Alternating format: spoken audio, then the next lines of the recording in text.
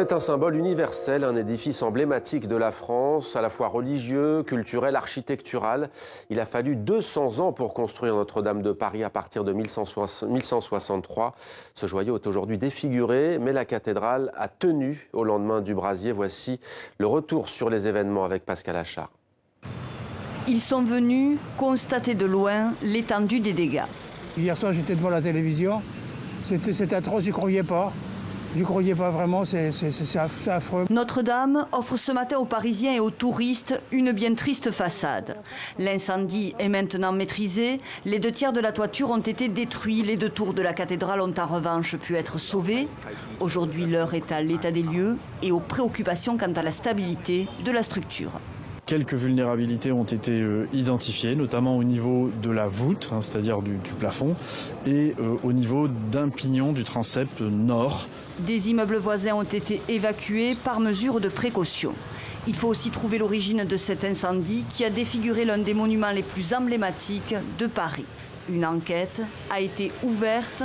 La piste privilégiée reste un départ de feu accidentel depuis le chantier sur le toit. Le procureur de Paris a écarté pour l'heure un acte volontaire. Le drame a débuté lundi, peu avant 19 h. Près de 400 pompiers mobilisés luttent pendant des heures. L'incendie, parti des combles, s'est rapidement propagé autour du toit en rénovation et a dévoré la charpente datant du XIIIe siècle. À 1 heure à peine, la flèche qui culmine à 96 mètres de la cathédrale s'écroule. Ceux qui ont pu pénétrer à l'intérieur de l'édifice décrivent un enfer, vitraux explosés, un trou au-dessus du chœur causé par la chute de la flèche. La grande croix jaune est toujours debout. Le président Macron, arrivé rapidement sur les lieux, a rendu hommage aux catholiques du monde entier, mais aussi aux Français. Notre-Dame de Paris, c'est notre histoire, notre littérature, notre imaginaire. Cette cathédrale, nous la rebâtirons, tous ensemble. La mairie de Paris a aujourd'hui débloqué 50 millions d'euros pour la restauration et proposé d'organiser une grande conférence internationale des donateurs. Dans le même temps, le Premier ministre français réunissait à Matignon son gouvernement pour préparer un plan de reconstruction. On retrouve Sophie Goldstein près de la cathédrale Notre-Dame de Paris. Bonsoir Sophie, quelle est l'atmosphère autour de vous au cœur de la capitale ? Mohamed. Écoutez, en fait, le périmètre est toujours circonscrit. Le ministre de l'Intérieur était là il y a 3/4 d'heure environ. Et donc, les badauds sont laissés en dehors de ce périmètre. Et les gens sont toujours là pour voir cette cathédrale qui est toujours debout. Une dame me disait, elle est croyante, elle est venue avant de repartir chez elle à Lyon. Et elle me disait, oui, je suis rassurée, la cathédrale Notre-Dame est toujours debout. Il y avait également un couple de Taïwanais qui est venu en touriste et eux, sont là et voient et ils disent, ces gens-là, c'est quand même curieux. Après les flammes qu'on a vues hier, finalement, cette cathédrale, c'est incroyable, mais elle est là encore debout. Et à côté de moi, tout près, il y a un groupe qui chante, des gens qui sont là, qui se recueillent ensemble. Sophie, peut-être quelques mots sur l'enquête. On l'a entendu, le procureur insiste. Jusqu'à maintenant, il n'y a aucun indice qui accréditerait la thèse d'un acte malveillant. La piste accidentelle est privilégiée. Que sait-on au juste de l'enquête concrètement ? Alors l'enquête, elle se met en place. Elle a été confiée au parquet de Paris. Le procureur de Paris a redit à la mi-journée qu'il s'agissait, selon toute probabilité, d'un accident. Donc c'est sur cette base-là que se met en œuvre l'enquête. Une 40aine d'enquêteurs. Il y avait 5 entreprises qui avaient accès au chantier qui est en cours depuis 1 an, vous le savez. Et sur ces 5 entreprises présentes, eh bien, il y avait une 15aine de personnes qui travaillaient hier, qui étaient présents sur le site. Donc la première chose que font les enquêteurs, c'est d'auditionner ces personnes. Et donc une 15aine d'auditions étaient prévues ce mardi. Merci Sophie, on vous retrouve d'ici la fin de cette édition spéciale pour refaire un point avec vous. 2 invités en plateau à présent. Ziad Hilal, merci d'être avec nous. Vous êtes prêtre jésuite, auteur de Homs, l'espérance obstinée. Et Patrick Gluckman aussi qui va nous rejoindre. Venez vous installer. Patrick Gluckman qui est adjoint à la mairie de Paris en charge de relations internationales et de la francophonie. Bienvenue à vous également. Merci d'être avec nous en ces temps particuliers pour Paris et pour la France.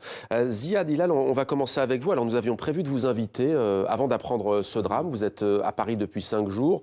Vous vivez à Homs, en Syrie. Vous êtes donc prêtre jésuite. Quand vous avez vu ces images hier soir, qu'est-ce que vous avez ressenti ? D'abord, c'est triste, c'est tragique.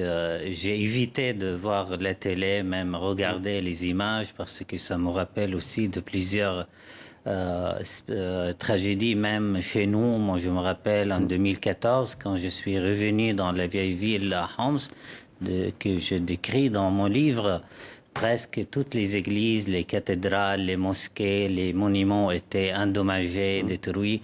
Ça fait mal au cœur. Aussi à Alep 2016-2017, les églises, les cathédrales, le minaret de la mosquée Omeyyade et d'autres monuments historiques, Palmyre et d'autres, c'est quelque chose qui nous dépasse quelquefois. On va évoquer ce patrimoine, mais pour vous, qu'est-ce que représente la cathédrale Notre-Dame de Paris ? On sent qu'aujourd'hui qu'il y a une émotion partout dans le monde, parce que c'est un lieu de culte, mais pas seulement. Mais pour vous, en tant que chrétien, en cette Semaine Sainte, qu'est-ce que représente ce lieu ? En tant que Syrien aussi, quelqu'un de Proche-Orient, normalement, j'ai dit, même aux amis ici français, normalement, quand on vient en France, on visite Notre-Dame, Tour Eiffel, après on va à Lourdes et on part, ça veut dire on quitte la France. C'est ça pour nous, toujours, c'est quelque chose de symbolique pour nous les chrétiens, nous les orientaux aussi. Parce que moi, à chaque fois que je visite Paris, je passe par Notre-Dame. Le passage obligé. Patrick Gluckman, quand on est adjoint à la mairie de Paris comme vous, donc en charge des relations internationales et de la francophonie, qu'est-ce qu'on se dit quand on voit cette flèche qui tombe hier soir ? Écoutez, moi je l'ai vu quasiment de mon bureau de l'hôtel de ville qui donne sur Notre-Dame. On se dit que c'est pas possible. On a l'impression d'avoir un mauvais film. Des images qui nous remplacent la réalité. On se pince pour y croire. Et ce matin, Notre-Dame était encore là. C'était pas acquis hier soir. Menacée par les flammes. Mais ce matin, elle était là. Et la flèche n'y était plus. C'est ce qui est le plus frappant, si vous voulez, de l'extérieur. Et donc... c'est un choc émotionnel d'abord, puis après nous passons on a eu la stupeur, on a eu la peur, et ce matin la mobilisation, la ferveur. Et moi je voudrais vous remercier d'avoir maintenu votre invitation parce que l'homme qui nous parle, il a vu beaucoup d'églises et de cathédrales brûlées. Je pense pas qu'un jour on pourrait se figurer que nous verrions Notre-Dame en flammes. Ouais. Patrick Gluckman, il y a eu beaucoup de réactions, on va dire, œcuméniques. Il y a notamment le grand rabbin de France, Haïm Corsia, qui a apporté bien entendu toute cette solidarité en déclarant une part de notre patrimoine est détruit, de confession juive bien entendu, le grand rabbin de France. Le recteur de la mosquée de Lyon aussi qui appelle les musulmans à la mobilisation. C'est important cette solidarité. Je crois, si vous voulez, Notre-Dame d'abord. Évidemment, c'est un lieu de culte important, mais c'est l'identité de Paris, c'est le centre de Paris, c'est le cœur de Paris, c'est le cœur historique, c'est le cœur géographique. La ville s'est construite autour de l'île de la Cité, autour de Notre-Dame, et de où vous veniez en France, quand vous avez les bornes kilométriques qui indiquent la distance vis-à-vis de Paris, elles indiquent les distances vis-à-vis de Notre-Dame. À partir du parvis. Le point zéro de Paris, c'est Notre-Dame. Mais je crois que Notre-Dame n'appartient pas à la ville de Paris. Formellement, d'ailleurs, elle appartient à l'État. Mais pas non plus aux Français. Et pas aux catholiques ou aux chrétiens. Pourtant, catholiques, chrétiens, parisiens, français peuvent s'en revendiquer. Je crois que vraiment, Notre-Dame appartient à l'humanité. Et il y a eu un sentiment qui a parcouru... le tour de la Terre depuis hier soir. Peut-être juste une petite question. 2/3 de la toiture ont disparu, 1000 mètres carrés, les dégâts sont considérables, mais tout de même, on parle beaucoup ce soir, pour vous qui êtes prêtre, de cette relique précieuse conservée à Notre-Dame, la plus prestigieuse sans doute, la couronne d'épines, selon la tradition chrétienne, celle que portait Jésus-Christ lors de sa crucifixion. Elle est en France depuis le XIIIe siècle, elle a été rachetée à Byzance. Pour vous, c'est un signe d'espérance ? Oui, bien sûr. Ce que la plupart des chrétiens d'Orient, ça veut dire, appartient aussi à nous, comme il vient de dire, que Notre-Dame de Paris n'appartient pas, ça veut dire, aux Français, même à notre héritage chrétien et à notre héritage. Je me souviens d'ailleurs des messes que nous avions faites, auxquelles j'avais assisté, pour les chrétiens d'Orient, à Notre-Dame. Il faut dire comment ce lieu rayonne dans la chrétienté où qu'elle se trouve. Et on va maintenant... le 12 mai, normalement, on a prévu d'avoir la messe. Une cérémonie de messe dans la cathédrale. Pour les chrétiens d'Orient. Pour les chrétiens d'Orient. Sans doute aura-t-elle lieu à Saint-Sulpice ou dans une autre église. Beaucoup de réactions, donc on le disait dans le monde. On va peut-être faire un petit tour d'horizon. Tristesse, effroi, solidarité un peu partout dans le monde. Le récit de Maëva de Froyenne.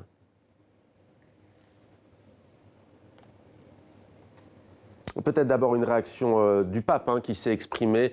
Le pape qui souhaite la mobilisation de tous pour reconstruire Notre-Dame de Paris. Il exprime sa solidarité avec l'archevêque de Paris et les fidèles de son diocèse. Il appelle aussi à la bénédiction de Dieu sur les habitants de Paris. Voilà donc pour cette première réaction. Rappelons que le pape est le chef des catholiques, mais qu'il est aussi un chef d'État. D'autres réactions à présent concoctées par Maëva de Froyenne. Les flammes dévorant Notre-Dame ont fait le tour du monde et ému bien au-delà de la France. Les réactions de soutien et de compassion affluent du monde entier. À Strasbourg, c'est l'ensemble des représentants de l'Union européenne qui ont exprimé leur solidarité. L'incendie de la cathédrale Notre-Dame nous a de nouveau fait prendre conscience que nous sommes liés par quelque chose de plus important et de plus profond que les traités. Notre-Dame, un symbole de la culture européenne touchée, comme le rappelle Angela Merkel à travers un tweet posté par son porte-parole. Outre-Atlantique aussi, le sort de ce monument a inquiété les personnalités politiques. Le président des États-Unis, Donald Trump, a commenté le terrible incendie. C'est l'un des plus grands trésors du monde. Si vous y pensez, c'est peut-être même plus grand que n'importe quel autre musée dans le monde. Et ça brûle terriblement. On dirait que ça va s'effondrer. Sur les réseaux sociaux, son prédécesseur Barack Obama a adressé ses pensées au peuple français et évoqué la douleur de voir brûler l'un des plus grands trésors du monde. Une émotion partagée jusqu'au Japon, où le chef de cabinet japonais a exprimé son soutien à la France. Le gouvernement japonais voudrait exprimer ses sincères condoléances au président Macron, au gouvernement français et à tous les Français. Des réactions également en Afrique, avec le message du président ivoirien, et en Amérique latine, où les chefs d'État ont eux aussi eu une pensée pour le monument. Le président brésilien a manifesté sa tristesse sur Twitter, tout comme son homologue vénézuélien. Loin d'être exhaustive, cette liste de pays ayant manifesté leur soutien rappelle l'importance du monument pour le patrimoine mondial. Voilà, il est difficile de citer toutes les réactions, mais quelques autres encore. Le président du Sénégal, Macky Sall, le roi du Maroc, Mohamed VI, ou encore le président russe, Vladimir Poutine. Tous affichent leur solidarité avec la France et le peuple français. Et puis en Afrique, plus grand pays francophone, la République démocratique du Congo. On va écouter la réaction de Monseigneur Fridolin Ambongo. L'archevêque de Kinshasa parle d'un désastre, propos recueillis par Francine Mokoko. J'ai vécu en direct ces désastres. Notre-Dame de Paris, qui pour nous n'est pas seulement un chef-d'œuvre architectural, mais qui est aussi un haut lieu de spiritualité. Ces bâtiments, pour nous, le croyant, le chrétien, surtout catholique, représentent la présence de Dieu parmi les hommes. L'Église catholique s'apprête à vivre le moment le plus important de l'année liturgique, c'est la fête de Pâques. Et qu'un désastre comme ça arrive juste avant, alors que tout le monde s'apprêtait à aller célébrer ces événements de la mort et résurrection de Jésus-Christ dans cette cathédrale, évidemment, c'est comme un coup de poignard dans les cœurs. Partons à présent à Montréal, au Québec, où l'on retrouve notre correspondante Catherine François. Bonjour Catherine, le Canada ont sans doute a les yeux rivés sur Notre-Dame de Paris ce soir. Et pour vous, en plein jour, hein. Oui, alors en fait, c'est choc et consternation ici de ce côté de l'Atlantique. En fait, on a tous regardé hier ces images absolument terribles où on a vu des siècles d'histoire s'envoler en fumée. C'est le Premier ministre du Québec, François Legault, qui a le premier réagi sur Twitter hier. Il s'est dit profondément touché par ces images de dévastation. Il a qualifié la cathédrale Notre-Dame de joyau et toutes ses pensées allaient envers les Parisiens et envers les pompiers. Un message également par la suite de Justin Trudeau, le Premier ministre du Canada, qui dit « Cela nous brise le cœur de voir la cathédrale Notre-Dame de Paris en proie aux flammes ». À Montréal, c'est la basilique Notre-Dame qui est une des plus importantes églises qui est située dans le Vieux-Montréal, pas très loin d'ici, alors qui a fait résonner ses cloches en guise de solidarité avec la cathédrale Notre-Dame. Et la mairesse de Montréal, Valérie Plante, a demandé à ce que les lumières de l'hôtel de ville soient éteintes hier soir, également en guise de solidarité. Et bien sûr, Mohamed, pour toute la communauté française qui vit ici au Québec et qui est très nombreuse, eh bien, ça a été beaucoup de tristesse, une immense tristesse en fait partagée par tous ici, incluant les Québécois, puisque la majorité des Québécois, quand ils passent par Paris, eh bien, ont vu au moins une fois cette magnifique cathédrale Notre-Dame, qui vraiment, en fait, pour nous tous ici, eh bien, ça fait partie du patrimoine de l'humanité et on a tous été très, très, très bouleversés par cette dévastation. Et en effet, Catherine, merci à vous. La Notre-Dame de Paris qui est classée au patrimoine mondial de l'UNESCO. On va maintenant prendre la direction de la Suisse puisque de nombreux Helvétiques de passage à Paris vont aussi voir Notre-Dame de Paris. Michel Cerutti, bonsoir. Vous êtes notre correspondant en Suisse. Quel est le sentiment qui prédomine ce soir du côté de Genève ? Bien, écoutez, à Genève et en Suisse en général, je pense que nous sommes au diapason des réactions qu'on a pu entendre tout au long de la soirée de cette nuit et de cette journée de par le monde. Il faut savoir que l'entier de la presse suisse écrite aujourd'hui titrée sur la catastrophe de cette nuit à Notre-Dame, y compris la presse alémanique, y compris la presse italophone. Le président de la Confédération, Uli Maurer, s'est également fondu de son émotion, de sa tristesse, de son soutien hier par réseaux sociaux. La radio-télévision suisse a interrompu ses programmes hier pour diffuser un flash spécial pour expliquer ce qui se passait.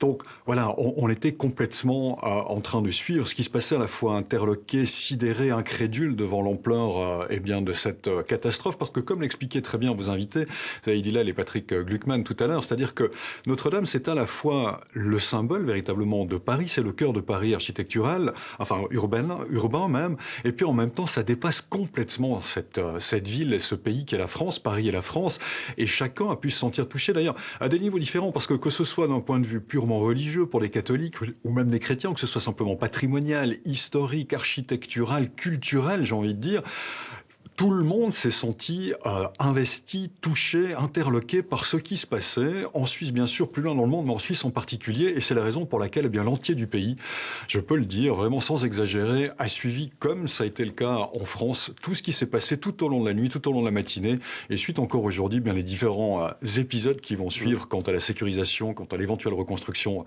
pour la cathédrale Notre-Dame. Merci beaucoup Michel Cerutti, cette édition spéciale continue. Suivez-nous également en direct sur les réseaux sociaux. Avec nous en plateau, je vous le rappelle, Ziad Hillel, qui est prêtre jésuite syrien. Homs, l'espérance obstinée, c'est le titre de votre livre. Et puis donc, Patrick Klugman, adjoint à la maire de Paris, Anne Hidalgo. On va évoquer avec vous dans quelques instants peut-être la question de l'argent, de la reconstruction notamment. Mais d'abord, peut-être un détour à Jérusalem, où nous attend Marie-Armelle Beaulieu. Merci d'être avec nous. Vous êtes rédactrice en chef de Terre Sainte Magazine. Comment vivez-vous ce terrible drame, vous qui êtes à des milliers de kilomètres de Notre-Dame de Paris, sur cette Terre Sainte?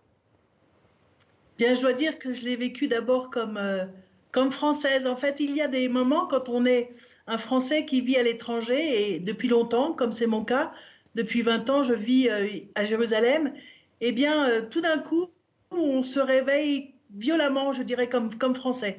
Et puis, vous savez, la présence chrétienne ici en Terre Sainte ne représente qu'1% de la population. Alors, bien évidemment, le choc que peuvent avoir les chrétiens ici a été un petit peu différent que dans les pays de chrétienté.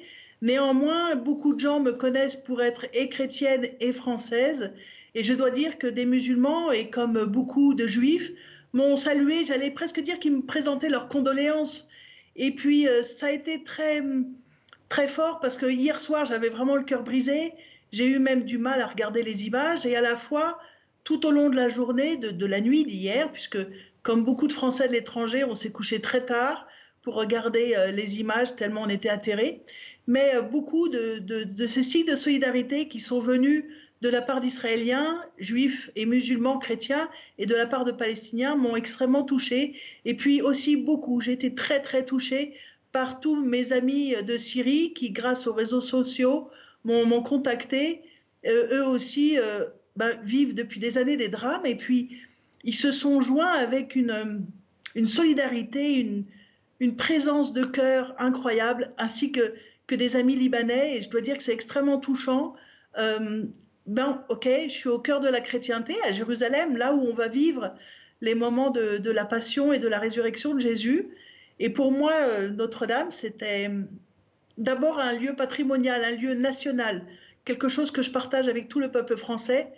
Et puis, bien évidemment, un signe de ce que la foi a motivé des hommes de faire tout au long des siècles. Voilà. Merci beaucoup d'avoir pris le temps de témoigner ce soir dans 64 minutes sur TV5 Monde.